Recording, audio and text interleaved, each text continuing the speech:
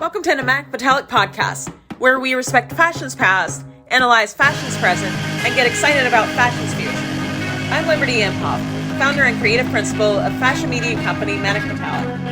Several times per week, I'll bring you episodes about exciting things happening in fashion, discussion about current issues facing the industry, and the places and people that have made the fashion industry great. Be sure to subscribe to our newsletter and follow us on Instagram at the Manic Podcast and at Manic, both linked in our show notes. Now, let's get into today's episode. Welcome back to the Manic Podcast. I'm Liberty, your host. We're going into the holiday season with Thanksgiving being tomorrow in the United States for those of us that celebrate it. Now, in trying to think about what I wanted to talk about in this episode, I realized that I've been pretty down this season as it relates to fashion. So much has been going on in the world, let alone in the fashion industry, that, again, I realized that I've been pretty down, and fashion is supposed to bring joy. And it does. It brings joy to so many people, and that's why we love it. And so today, in this shortened episode, because I'm actually getting ready to pack to go back to my in-laws' house for Thanksgiving to celebrate with everyone. And so I don't have a lot of time to make an episode.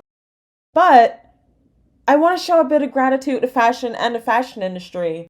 And so I'm going to name off 4 things. First, thank you, fashion, for bringing such beauty to the world and for being a light in a world that seems so dark and bleak these days. I'm gonna be honest, we're in a hard time. We're in a really tough time. And sometimes it doesn't even feel great to get out of bed and have to go out in the world to deal with such ugliness, such misery, such sadness. But what fashion does is, in bringing that beauty and creativity and inspiration, it allows a lot of people to keep going. And so I thank the industry for that.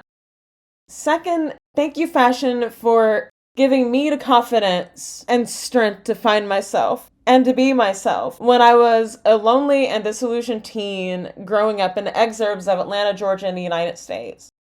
When I was growing up outside of Atlanta, I wasn't the happiest teen. I wasn't completely down in the doldrums or anything, but as I mentioned before, I was lonely, I was disillusioned, I didn't feel like I fit in this exurb rural area. And, for the most part, my classmates were nice enough. And, I'm from a working class family, and so my parents worked a lot, and we didn't get to take a lot of vacations. And so it can seem like then that if you're in that type of situation, it can seem like, wow, what do I have to be excited about here? At least if you're a person that's creatively inclined like myself.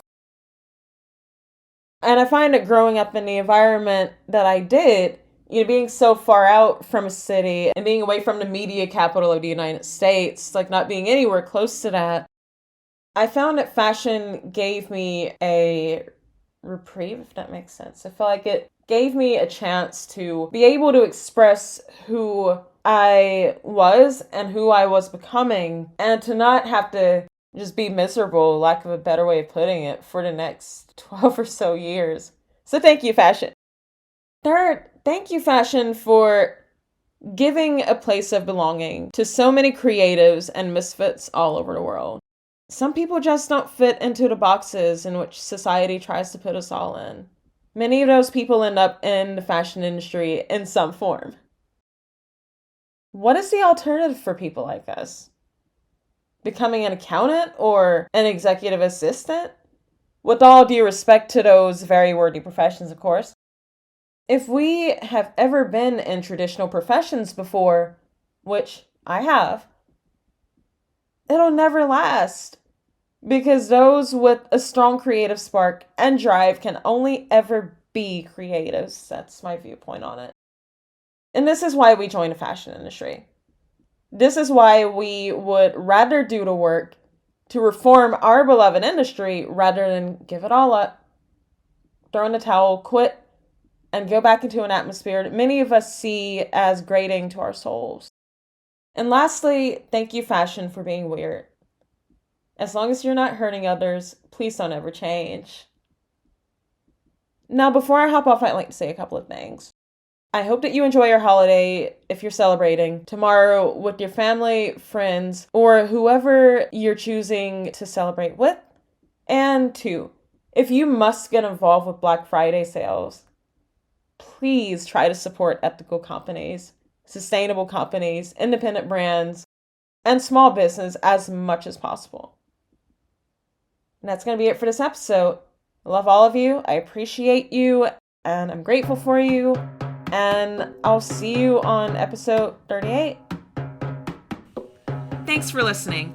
If you got value out of today's episode, it'd mean a lot to me if you'd rate, review, and subscribe to the Manic podcast. Be sure to tell all of your fashion-inclined friends and coworkers about the podcast as well. This would really help us to spread our message about fashion being an art, discipline, and force for societal change. And don't forget to stay in touch with us by subscribing to the Manic newsletter and following us on Instagram. Feel free to reach out to us through either of those means.